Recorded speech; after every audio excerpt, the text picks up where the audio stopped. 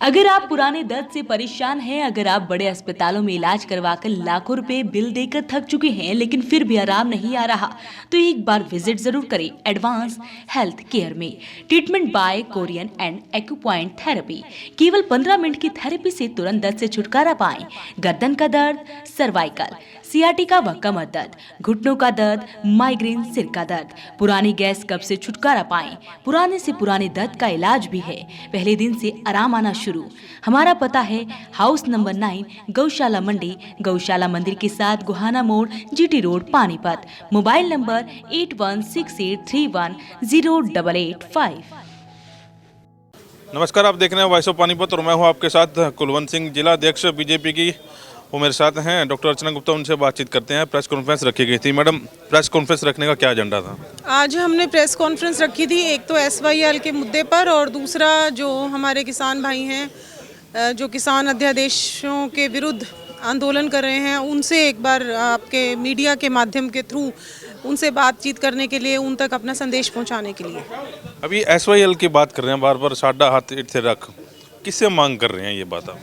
देखिए, साडा हक इत्थे रख, इस चीज़ की मांग जो है हम पंजाब की सरकार से कर रहे हैं।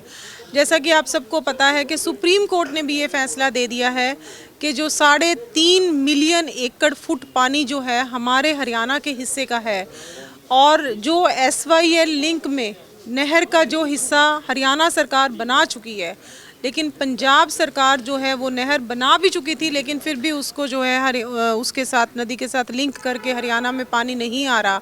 तो वो हम कह रहे हैं कि साडा हक इत्थे रख, क्योंकि सुप्रीम कोर्ट से बड़ी कोई पंचायत नहीं होती। और सुप्रीम कोर्ट ने भी जब कह दिया कि भाई हमारा पानी हमें मिलना चाहिए, तो जब वो पानी आएगा तो आप देखिए दक्षिण हरियाणा में जितनी भी हमारी बंजर ज़मीन है उसको पूरा पानी मिलेगा, तो दक्षिण हरियाणा में भी अच्छी खेती होगी।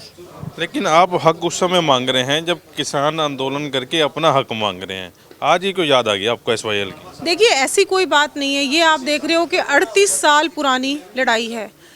बल्कि जब कांग्रेस की सरकारें रहीं तो उन्होंने भी इस बात का निपटारण करने की कोशिश करी। SYL जो है नहर का जो शिलान्यास किसी टाइम में इंदिरा गांधी ने किया था। तो ऐसी कोई बात नहीं है कि हम आज ही अपना हक मांग रहे हैं। ये हक जो है हमारी 38 साल से लड़ाई चल रही है, लेकिन पंजाब सरकार में हमारे जो वहाँ के मुख्यमंत्री हैं, आज भी वो ये कह रहे हैं कि अगर हम हरियाणा को उनका हक देंगे तो हमारे पंजाब में आग लग जाएगी। तो क्या उनका पंजाब में कानून व्यवस्था पे कोई कंट्रोल नहीं है कि वो ये कहते हैं कि हरियाणा को उनका हक देंगे तो पंजाब में आग लग जाएगी?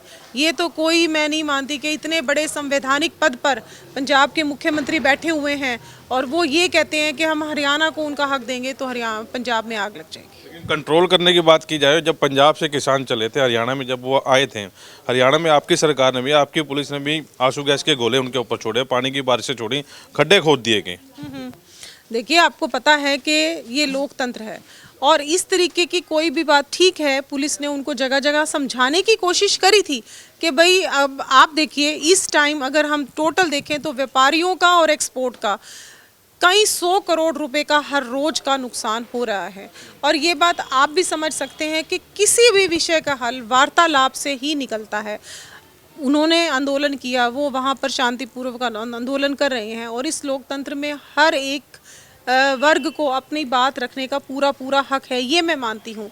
लेकिन हर आंदोलन का हल तो वार्तालाप है। जब हमारी सरकार के कृषि मंत्री, गृह मंत्री, राजनाथ सिंह जी और सभी लोग जितने भी हमारे सरकार में बड़े वरिष्ठ पदों पर आसीन मंत्री हैं, सब लोग उनको खुले मन से अपना भाई समझ के वार्तालाप के लिए बुला रहे हैं और हर तरीके का आश्वासन दिया जा रहा है कि MSP भी रहेगी, मंडी भी रहेगी, लेकिन वो खुले मन से वार्तालाप के लिए तो आए।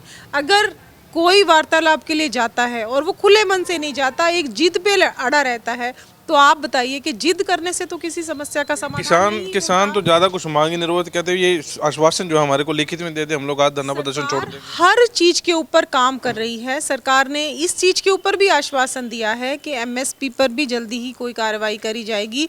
और हमारे प्रधानमंत्री जी एक बार नहीं, कम से कम 100 बार हर जगह पर ये बात रख चुके हैं कि या मंडी भी न्यूए चलेगी और या एमएसपी भी न्यूए रहेगी, ना मंडी खत्म होगी ना एमएसपी खत्म होगी। बार बार अगर प्रधानमंत्री जी का आश्वासन भी किसी को नहीं लगता कि भाई आश्वासन है, तो उस चीज़ का क्या किया जा सकता है। अभी आप कह रहे थे कि बीजेपी जात पात की राजनीति नहीं करती, लेकिन अभी थोड़े दिन पहले, अभी 1-2 दिन पहले की बात है, अभी रॉकी मित्तल जो पब्लिसिटी सेल के चेयरमैन बनाए गए थे उनको हटा दिया गया। अब तो वो खुलकर बोल रहे हैं कि इसी पार्टी में है जात पात की राजनीति हो रही है, अग्रवालों को समाज नहीं दिया जा रहा, बनियों को समाज नहीं दिया जा रहा। जैसा कि सेक्रेटरिएट में वो कह रहे थे 8 थे पहले बोर्ड लगे हुए थे अग्रवाल समाज के, अब उनको भी हटा दिया गया। अब खुल के बोल रहे हैं कि 1500 करोड़ रुपए खर्च कर दिए गए। ये भी बड़ा भ्रष्टाचार का सामने आया मुद्दा। देखिए, सबसे पहली बात तो ये, जिस इंसान के सामने आप ये बात कर रहे हो, मैं खुद ही अग्रवाल आपके सामने खड़ी हुई हूँ। हमारे शहर में आपको पता है कि यहाँ पर पहली बार एक अग्रवाल को जिले का अध्यक्ष बनाया गया और एक महिला को जिला अध्यक्ष बनाया गया।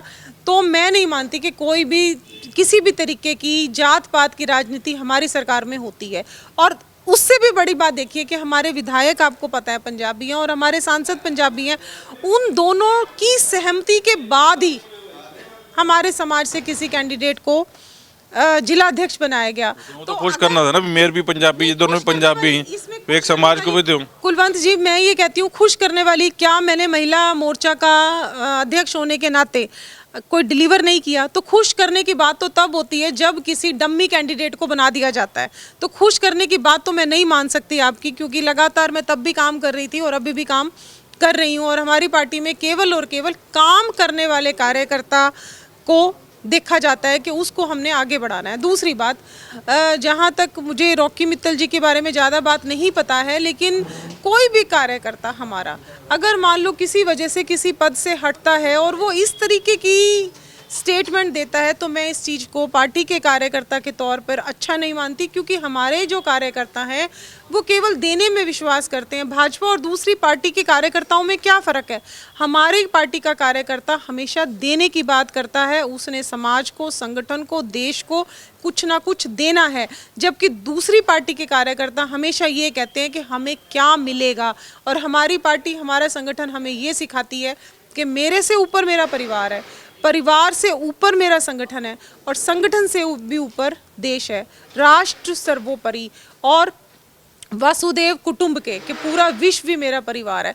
तो जब इतनी बड़ी हम सोच लेके चलते हैं तो इतनी छोटी सोच हमारे कार्यकर्ता को नहीं रखनी चाहिए। अगर रॉकी मित्तल जी ने ऐसा कोई भी बयान दिया है तो मैं उस बयान का कतई समर्थन नहीं करती और उस बयान का आलोचना करती हूँ। अभी आप प्रेस कॉन्फ्रेंस करके ये समझाने की कोशिश कर रहे हैं मीडिया के माध्यम से कि जो किसानों के तीनों अध्यादेश आए हैं किसानों के पक्ष में हैं, लेकिन कहीं ना कहीं बड़े नेता आपके फेल हुए हैं इस चीज़ को लेकर, समझा नहीं पाए किसानों को, तभी इतना बड़ा आंदोलन चल गया। देखिए, मैं इसमें ऐसी कोई भी बात नहीं है। अगर आप जिस दिन से किसानों के अध्यादेश आए हैं, अगर आप उस दिन से लगातार मोदी जी को ही केवल फॉलो कर लो, सबसे बड़े नेताजी की बात आप करते हैं, हर फ्रंट पे, हर मुद्दे पे मोदी जी हर तरीके से किसानों को समझा रहे हैं। लेकिन कहीं ना कहीं ये हमारा दुर्भाग्य है कि विपक्ष के पास आज कोई मुद्दा नहीं था। पहले के टाइम में आप देखते थे कि जल से लेकर, पाताल से लेकर आकाश तक जो भी चीज़ होती थी, 2G, 3G, हेलीकॉप्टर, राफेल, कुछ भी आप चीज़ ले लो, हर चीज़ में कोई ना कोई जो है ये लोग घटोला करते थे। आज विपक्ष के पास कोई भ्रष्टाचार का मुद्दा नहीं है, कोई भी ऐसा मुद्दा नहीं है जिस पे वो सरकार को घेर सके। आप भी सारी की सारी राष्ट्र विरोधी ताकतें केवल इस चीज के लिए इकट्ठी हो गई। आज भी वो किसानों के हक में नहीं है, आज भी वो किसान का फायदा नहीं देख रहे।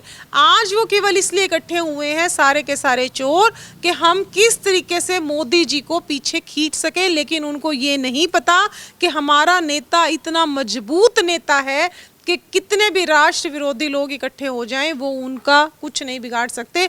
और मोदी जी, मैं कहती हूँ, जिस इंसान ने, जब वो गुजरात से जब मुख्यमंत्री के तौर पे उनकी जितनी भी मासिक जो आय थी, सारी की सारे जितने पैसे उनके थे वो सारे के सारे मुख्यमंत्री हाउस में जितने भी कर्मचारी थे वो उनको देकर आए। आज के दिन भी जो उनकी रसोई का खर्चा है वो अपनी तनख्वाह से चलाते हैं। लेकिन बात ये है कि इतने चोर इकट्ठे हुए हैं कि जब इतना ईमानदार प्रधानमंत्री है तो वो भी कुलवंत जी उनके गले से नहीं उतर रहा, क्योंकि उनकी बिचौलियों की दुकानें बंद हो गई, जितने काले काम थे वो बंद हो गए। तो वो जो है कहीं ना कहीं, और मैं एक बात और भी बता दूं, ये आंदोलन किसानों का आंदोलन नहीं है। मेरा किसान जो मेरा अन्नदाता है वो आंदोलन नहीं कर रहा, वो बेचारे उसको भ्रमित किया जा रहा है, उसको डराया जा रहा है। आंदोलन असली में बड़े बड़े माफियाओं का, बड़े बड़े आड़तियों का, बड़े बड़े बिचौलियों का है, जिनकी दुकानें भारतीय जनता पार्टी की सरकार प्रदेश में और देश में आने की वजह से किसी ना किसी रूप में बंद हो गई है। आपने कहीं एक बार जाके देखा हुआ, एनआरआई लोग बैठे हैं, विदेश से लोग आकर बैठे हैं, विदेशों में इन कानूनों का वहाँ भी ऐसी बातचीत चल रही है। और दूसरी बात, क्योंकि हरियाणा के भी कुछ किसान वहाँ पर बैठे हैं जो आवभक्त उनकी कर रहे हैं, आप वो भी मानते हो वो भी सारे कांग्रेसी हैं? देखिए, मैं मान के चलती हूँ कि जो भी किसान इस बात को अच्छे से समझ पा रहा है कि जितने भी हमने विधेयक, ये तीनों अध्यादेश लाए हैं, किसी भी तरीके से, कुलवंत जी आप अध्यादेशों को पढ़ लो, इस टाइम यूट्यूब पे भी उनके बारे में सारी तरीके की वीडियोस, ऑडियोज हिंदी में भी और हर भाषा में उपलब्ध हैं।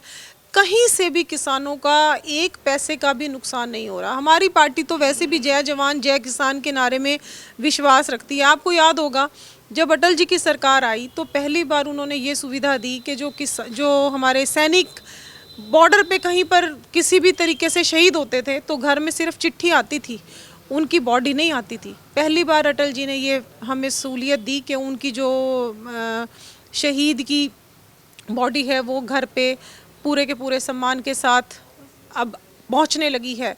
तो हमारी सरकार हर वन रैंक वन जो पेंशन वाली स्कीम थी वो भी मोदी जी लेके आए। तो चाहे वो जवान है, चाहे वो किसान है, और चाहे आज अब आप महिलाओं की भी बात करो तो पंचायती राज में 50% का आरक्षण हमारी सरकार ने महिलाओं को दिया है। तो चाहे वो महिलाएं हैं, हर वर्ग के लिए भारतीय जनता पार्टी की सरकार खड़ी है।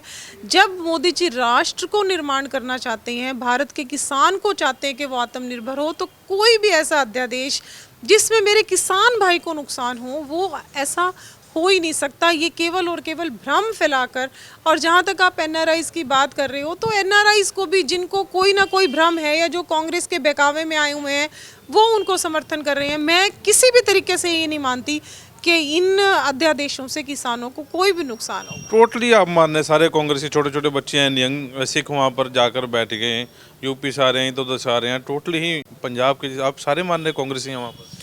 देखिए, आपके सामने एक पंजाब में देखिए, या तो पहले अकालियों की सरकार रही है या फिर कांग्रेस की सरकार रही है, और अकालियों ने भी जो है इस अध्यादेश का विरोध किया है। तो इसलिए अब जो भी वहाँ पर मान लो पंजाब से या तो कांग्रेस ने भेजे हैं लोग, जो भी भेजे हैं, या फिर अकालियों ने भेजे हैं। तो इसलिए अब इन दोनों दलों को तो जब केवल और राजनीति करनी है, और फिर इस चैनल के माध्यम से मैं भी यही कहना चाहूँगी कि देखो, जिनके पेट पे लात लग रही है वही लोगों को भड़का कर वहाँ पर भेज रहे हैं, क्योंकि बहुत सारी बड़ी बड़ी दुकानें बंद हो गई हैं। लास्ट सवाल, आप भी उपवास रखने जा रहे हैं आपकी पार्टी? हाँ जी, हाँ जी, हम 19 तारीख को सुबह 10 बजे से लेके 5 बजे तक भाजपा के सभी कार्यकर्ता, पदाधिकारी, सांसद, विधायक सभी जने उपवास पर बैठेंगे। अभी हमारी पदाधिकारियों की एक बैठक है, जगह जो है उसके बाद हम निश्चित करके बताएंगे, पर ये निश्चित है कि सुबह 10 बजे से लेके 5 बजे तक हम सब लोग उपवास पे रहने वाले हैं। और उसमें केवल एक ही डिमांड होगी कि साडा हक है तिरक, हम हरियाणा वासियों को हमारे हिस्से का पानी दिया जाए। तो आप भी ऐसा करेंगे जैसे अभी चौटाला जी पहुंच गए थे तसला लेकर वहाँ पे खुदाई करने के लिए? पानीपत में तो अभी हम कहाँ तसला और कस्सी लेकर, वहाँ पर बॉर्डर पे पहुँच जाए। अभी राइट नाउ तो हम उपवास कर रहे हैं, और उसके बाद अगर जरूरत पड़ी तो वो भी कर लेंगे। मतलब इस उपवास से मान जाएंगे, मतलब पंजाब के मुख्यमंत्री? देखिए, हर चीज़ को एक कहने का तरीका होता है, और ये लोकतंत्र है, और हर तरीके का अगर हम कोई भी शांतिपूर्वक आंदोलन करते हैं तो मुझे लगता है कि वो एक लोकतंत्र की व्यवस्था को और भी ज़्यादा मजबूत करता है।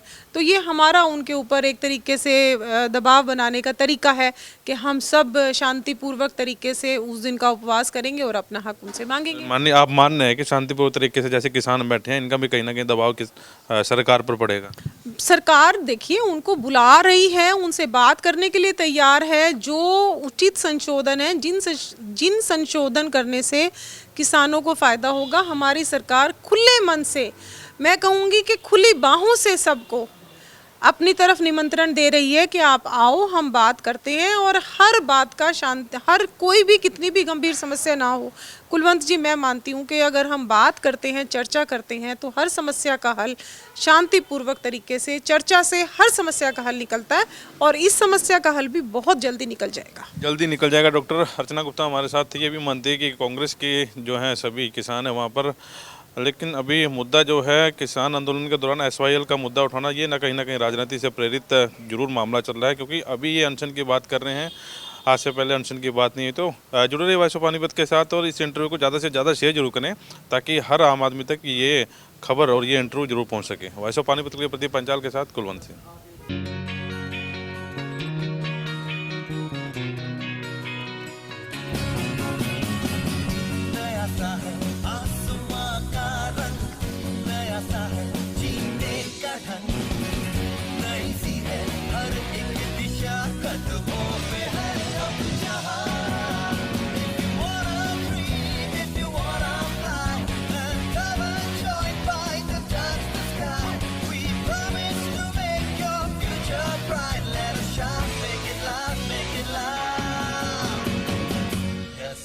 Yes, fight.